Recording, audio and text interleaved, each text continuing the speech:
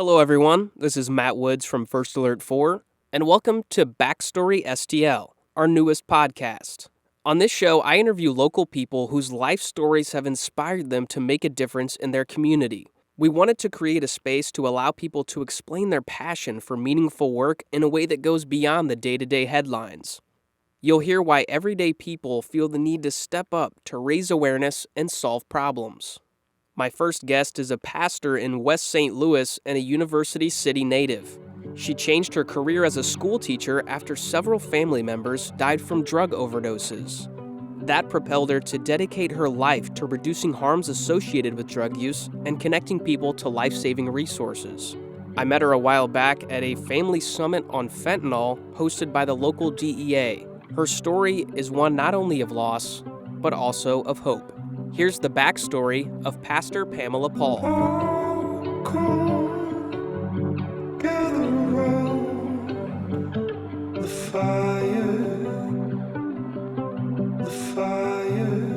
First off, just to kind of explain, who you are and what your role is in the community. Well, I'm a pastor and I'm a community engagement specialist. And so my role in the community, number one, is to be present. You know, um, Anything that's happening in the community, nothing's too big, nothing's too small to show up and just make your presence known in case there's something that the community members have a need of, and you'll be right there so that you can step in and give them some help. So you live in the city? Are you from St. Louis originally? I am from St. Louis. Actually, I'm from University City, right? Okay, so now I transplant, but you live in the city. That's where your church is. That's where the church is. So Faith, Hope, and Love Church that you've done. How many years have you done that now? Oh, wow. 8 years. Oh, 8 years. Mm-hmm. And so how has that grown over the years? Well, one thing is done, the demographics have changed. Since the COVID, it's very different. Before the COVID, it was definitely all family style. And now since the COVID, there are lots more children, right? So I'm very grateful for that because you pretty much, you have a clean slate to work with when you're dealing with children. So sky's the limit. Yeah. And so, the reason we're sitting here talking today is your involvement with the fentanyl crisis, something that hits very close to home for you. Who are those family members that you personally lost? Oh, definitely. So it was my uncle. He died of an overdose. It was my little cousin. She died of an overdose. She had 3 children, very great mom, inspirational young lady, and she died of an overdose. It was my nephew. He had been in the hospital for about a month, and being in that hospital like that, it's it's traditional, if you could say that word, where you're dealing with overdose. If you stay away from a drug that you've been using and you go back to it after you've stayed off of it, overdose chances increase greatly. That was my nephew. And so he overdosed. Um, and then my brother Corey, he was my big bro. And even though he was younger than me, he was the big one, and I admired him very much. And he was an extremely helpful person, and he was amazing. But he too died of an overdose. And if you could, last but not least, for sure, my son, Brian. And he's my oldest son. Loved him very much. He had been educated, and he did a lot of traveling. He even auditioned for America's Got Talent, right? And he did get a call back. So I'm just speaking to the nature of who he was. But even Brian died of an overdose. How old was your son when he passed? Oh, wow. He was 37. Wow. And so, when you look at the statistics and see the age ranges of the people who have passed from overdose, it's hard to really grasp how many years of life collectively these people have lost. I think Missouri has that statistic. They keep track of if you subtract the average age of life minus, these years of life that these people have lost, like it's thousands of years collectively that these people have lost. And it's almost unbelievable hearing somebody like you talk about it so like collectively. Like, how do you even get yourself to speak about something that's hit so close to home for you? Yeah, for me, what I do is I think about what I would like to have happened for me before these people crossed over, you know? I would have liked to have more information about it, you know?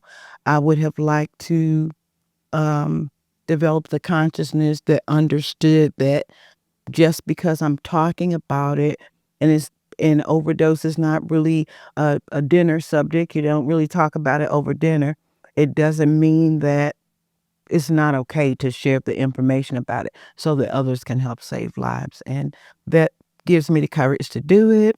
And when I think about my loved ones, I still love them, you know, and I want everybody to have the opportunity to at least get a life-saving agent into their hand so that if they come up on it, they'll be prepared and they can save someone. So that's what encourages me. It helps me to remember them, and know that they had that's why I mentioned some of the things they did because they were great people, you know. They were just great people with a bad problem.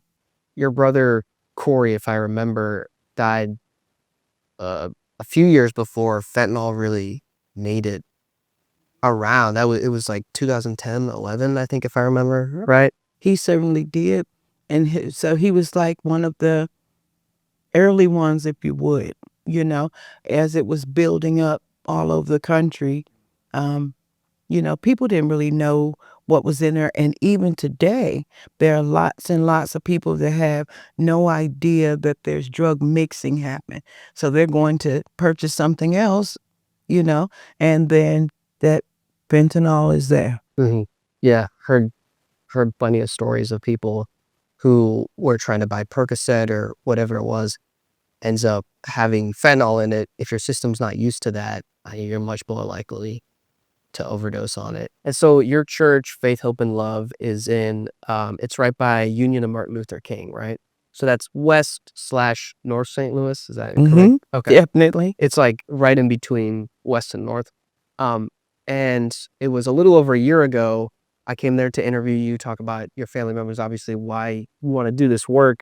And you asked me to go along with you to a handout. I don't know. Do you have do you call it a certain thing when you just hand out the bags of Narcan and the pamphlets with information? Yeah, Just like I just call it that I'm going out to pass out some life-saving information. So yeah, just that's what I call it. outreach, something like that. Outreach, Yeah. period. And so we went to a gas station that is just around the corner from the church, and I didn't really know what to expect. Like I've seen, like there's like, on National Overdose Day, like they'll have events and there's booths and stuff. You go up, you can get some Narcan. There's Narcan vending machines now, but you just showed up and you just started talking to people, talking to strangers, and so that was really interesting. Just kind of tell me how you got the idea to go out and do that at just a place where you can reach a lot of people. Well, I tell you,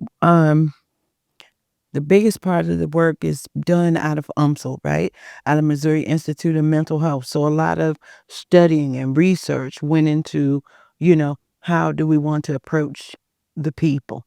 And it is with basic, have the supply, have the information, and you want to, greet people kindly, don't take assumptions about people.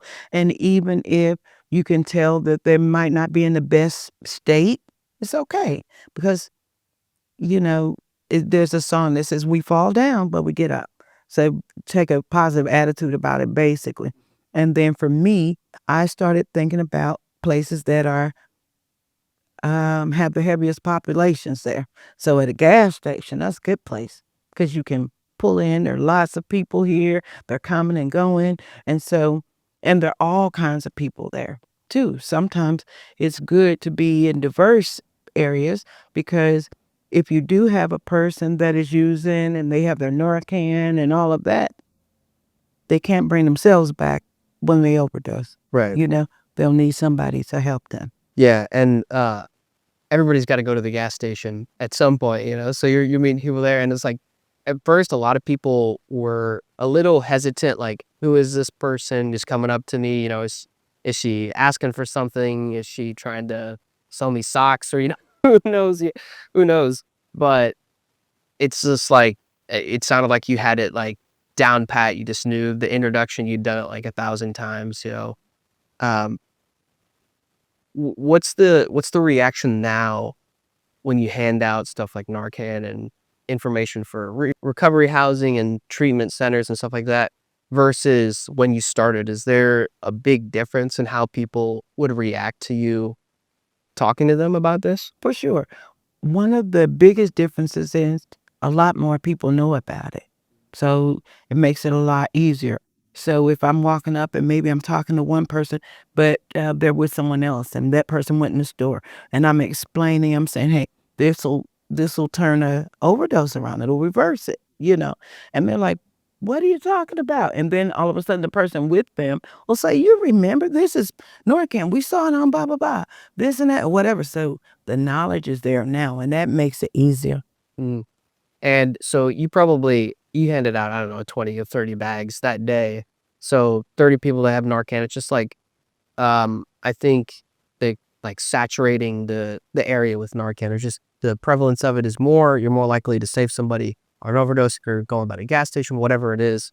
If you happen to see somebody, you've got cops and paramedics, of course, carry it now. And so that's definitely helped reduce deaths overall in the face of fentanyl and stuff like that in the community. And there was a guy there, I don't know if you remember that day, who you had talked to, and he remembered you from giving him Narcan Yeah, before. You remember that I conversation? do remember that. As we were, kind of moving through the crowd and finding somebody to give it to and people to talk to, when it came up to him and I offered it to him, he was readily accepting of it, and he said he wanted to tell us what happened, and he said that he was able to save his brother and bring his brother back, and he was like, "Man, thank you," and he gave me the biggest hug, boom, and I was very grateful for that, and just even at this very moment, remembering that he was able to bring his brother back. You see, I could not bring my brother back. I was not there, right? However, somebody else could save their brother. So that's everything. Every bag that you give out, every piece of literature you give out, every conversation that you stand still and listen to, those kinds of things, it really makes a difference because it keeps developing humanity inside of you. And humanity is everything. I believe it's going to take a concerted effort of all of us using humanity as best we can, and it will make a difference. Yeah. And that face-to-face interaction, I mean, I took that as humanity at its core. You're just talking to people who you don't know, but you're trying to change the future of your community in terms of overdoses and deaths, even though you couldn't save your family members. And that, I Definitely feel so. like that's like your main purpose Mhm. right there. That's what like Yeah, keeps you going. I want to help others. I do. Yeah. Otherwise, I mean, what did you feel like there was like this hopelessness after seeing your family members die? Because you have this like can-do attitude, and it's very admirable. But how can you see that there's still light at the end of the tunnel when you've already you buried so many family members? My faith helps me. Without faith, it's definitely impossible, period. And so I have faith in the fact that once I got the information about how to reverse an overdose, and I got that solely from, I went to a funeral of one of the people in the community and that gentleman had overdosed. And with him overdosing, he was very, very popular, and the the church was packed from the front to the back, and there were lots of people there that really loved him. You could tell. But not only were these people that loved and cared for him, there were lots of people at that service that had used drugs. And they were extremely, I mean, I've never seen that many people in one room that were high. And when I saw that on the inside, it was almost like something punched me in the stomach and said, "You have to do something." And so I was like, okay. And I remembered I'd heard about Narcan very recently to that event. And from there, I that was on a Saturday, so I couldn't really call anybody. But when Monday came, I started calling everybody in the city, the fire department. I need to speak to the chief, right? Chief doesn't know me. I'm calling the police departments. I'm calling prisons. I'm calling every place I could think of. And one lady, she said, "Oh, I know someone that can help you." And she referred me to a place at that time that was called Nakata. And they were on the cutting edge of working with overdose here in Missouri. It's Prevent Ed now, right? That's the Prevent It. organization. Yep. That's another one. And so I got in and I got trained. And right after that, he gave me a supply, I remember, of 300 boxes, right? And then by Friday, I was calling him saying, "Hey, you got some more?" He was like, "What? What? You went through the—" I was like, "Yeah, I went. Yeah, I went every place where I saw people." And so after that, he said, "I think there's someone else that you need to work with." And so that ended me up getting at UMSL, right? And under the leadership of the great Dr. Rachel Winograd. She's all of that, really is. And just very encouraging, the whole team there. And so we began to work together, myself, a lady named Lauren, and then Rizvik. Um, it was just a perfect, if you would, it was a perfect storm or a perfect set of incidents coming together to really push you to know that, okay, you got it. You can do this. And ever since then, I hit the ground, my feet run, I haven't stopped. Mm-hmm. And so whenever you were calling local police departments and fire departments and prisons, did you get through to anybody? Well, I got through to a few people, all of whom told me no, I could not have any.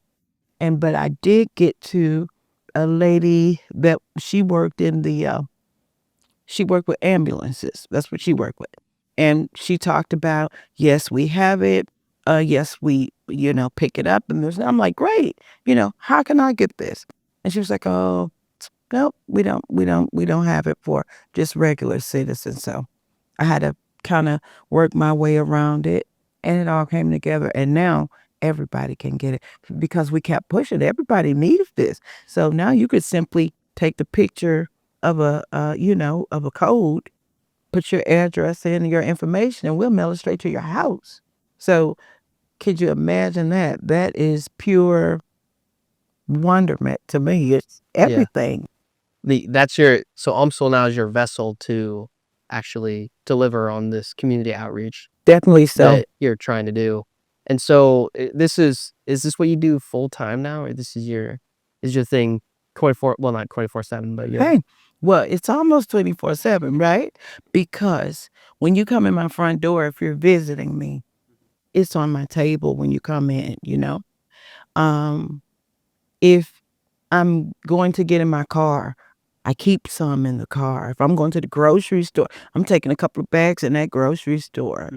If I'm going to get my hair done, boom, I'm taking it in the beauty shop, and every person in that beauty shop is going to leave with it if they will accept it. Give them a little mini training and give it away. So it is, it's my life. It is my life. And I have been recently working with my children. They've been helping me in the background, but I'm trying to encourage them to, boom, come on out there because young people can draw young people. you know, and they're young enough, they're at the right age. My daughter's 19, my son is 25.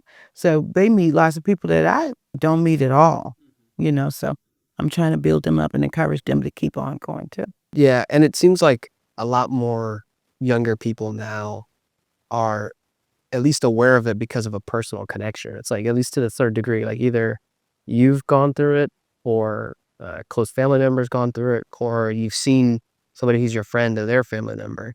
I went to a title company on yesterday to handle some business. Nice lady. She had a great spirit. And she said, "What do you do?" I don't know why she asked me that. She just said, "What do you do?" And I said, "Oh, I'm going to show you." So I gave her a card that had all the information on there and was able to share with her. And she looked at me and she said, "Man, it's happening to everybody, isn't it?" I say, "Yep, it's everywhere. Nobody's, you know, has exclusivity. It's not like that. It's really touching everybody." And she had tears in her eyes. And so I knew that she's had the experience. You can feel it, somebody's had it. And it was just a little warm moment that we had. She felt a little better afterwards, and she was encouraged that even she could reverse an overdose now. So who you know who wouldn't help somebody to feel better or to be able to sort through some of those questions that they have. Who wouldn't want to do something like that? And that's one of the things I would say I encourage everybody. Sometimes the opposition you can get is a person says, "Well, I don't do drugs." Great, I'm glad. When they tell me that, and usually there's I don't want to say persnippety, but it's a little persnippetyness with it. And they'll come, "Well, I don't do drugs." No. And I said, "Oh my God, I'm so happy. I'm grateful you don't." I need you. Beyond that, like obviously we need a lot of Narcan to stop people from dying in the moment. How how do you think your work helps go a little bit beyond that to try to get people into treatment and mental health services? Yeah, those are our community services. So we stay connected with other organizations. Like you said, Prevent It, we stay connected with them.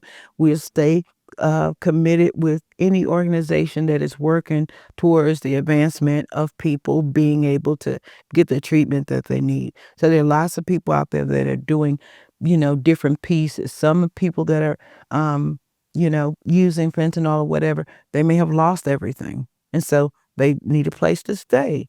They need food. Um, they may need a job. I even have a friend of mine who is a district manager of one of the Popeyes, or she has several underneath her. I think maybe she has 7 or 8, Miss Lynetta. And I promise you, she takes every referral that I give her. So I'm like, "What? I'm my own little employment agency. How wonderful," right? And she does. And she understands that this person has a situation. And so they're working through it.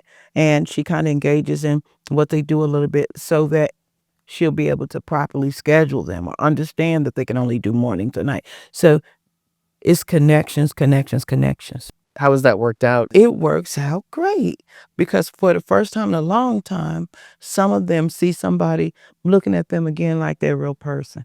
A lot of the humanity is lost when people are in very challenging situations. Sometimes they can't get the help they need at all. But if we stick together and steer them in the right direction, as best we can with our community partners, it's real. It's not just, we try not to project with partners that are just partners on paper. They just want their name and we don't have time for that. We need people that can do some work or provide a service or some kind of good or something like that. And it works out great. Yeah. And so I'm curious what you did before all this. Like, is you but completely your life now. What was your career before that? Well, I've been a teacher. So I did that for over 20 years, right? And owned a trucking company. Really? Yeah, that was just something extra. I learned how to do it very good, and I had a good time doing that. But the education part is probably what made it easier for me to make the transition. I'm used to teaching, so I get a chance to do training all over the place. We train Fortune 500, we train mom and pop. If you tell me you're having a family reunion, you want me to show up, I'm coming. I'm in the park. Where are you? Okay, I'll keep that in mind. For sure. They'd all show up, give a little 2 minute spiel, then everybody at the reunion has it. Right. And so, yeah, that's another big part of it. You're training, like, at businesses. That seems, like, more formal. Was that, easy to do for you since you have the teaching background, or was that something, like, a little bit of a learning curve there? Well, not really. I've always been, well, I am a pastor, right? So usually, depending on what part you're doing in the ministry, you're up before people. So you don't really have a lot of nervousness when it comes to that. And you are teaching a lesson, right? And so I look at it like that. I'm teaching a lesson. This is valuable information. They need it. They have all kinds of workers. Having a chance to train for uh, let's see, Alberici. It's a big company, and they have construction workers and all that. And so the number one group of people that overdose are construction workers, you know? That it makes sense. It's a very physically intense job. People get on workman's comp for injuries or just general pain that you Yeah. go through, and then, I mean, that can lead Yeah. to They something else experience down the lots of road, yeah. pain. They do. Maybe they broke a knee, they're experiencing it. And so that's another thing that helps to take away. You're always trying to take away a little bit of the stigma that comes along with it, because often it's just somebody that was doing their job. They got injured. The doctor prescribed opioids. They started taking them to feel better. They didn't just wake up and say, whoop whoop, I'm trying to go down a slippery slope. No, they were just trying to heal, and then that tolerance builds up, and the doctor's not giving you any more prescriptions, and now they have to push out for something else. And so here they are. There are lots of people like that. And so we practice respect with everybody. You don't know how everyone got here, but the fact that they're here, that means they're in the right place, because we're going to help them. Yeah. And so, what did you teach? Oh, wow. I taught kids up to the 5th grade. Mm-hmm. And I see my students now, and I'm still their favorite. I'm still their fave. They're like, oh my goodness, where have you been? I went out to dinner last week, and I saw a gentleman, attorney, attorney Tommy Harsley, right? And when I saw him, he's like, wait a minute, I know who this is. These are the twins, former teachers. They were in my kindergarten class, and now they are grown and they are married. So I must have been teaching underage. That's why. I think I still remember all my teachers from grade school and elementary school. I think they've all retired by this point, except maybe, like, one. Um, but yeah, that's that early childhood education, I think for most people, it sticks with them. Yeah, you remember that time in their life. So, wow, kindergarten, that's young kids. Yeah. Is there anything else? Is there something I didn't talk about that you wanted to mention, or maybe how somebody who's sitting at home, how can they get involved right now with the work?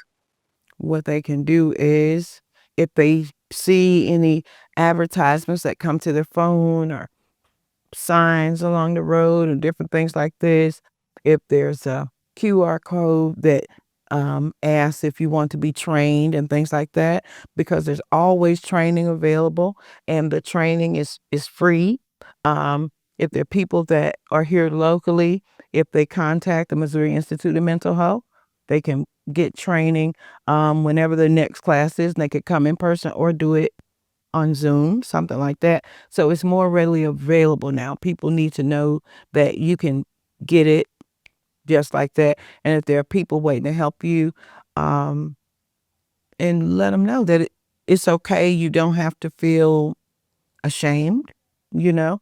You would think if I'm saying, well, my uncle passed, my cousin, my nephew, my brother, my son, and some people do look at me and say, and they think, maybe my whole family's, in drugs or something. But these people weren't using together. These were people that definitely had the substance use disorder, right? And so when they use, it did what it did. So I would say to people, don't feel embarrassed. Don't feel ashamed at all. It's a natural part of a human body that if you put something in there that stimulates something, you can't stop that from happening.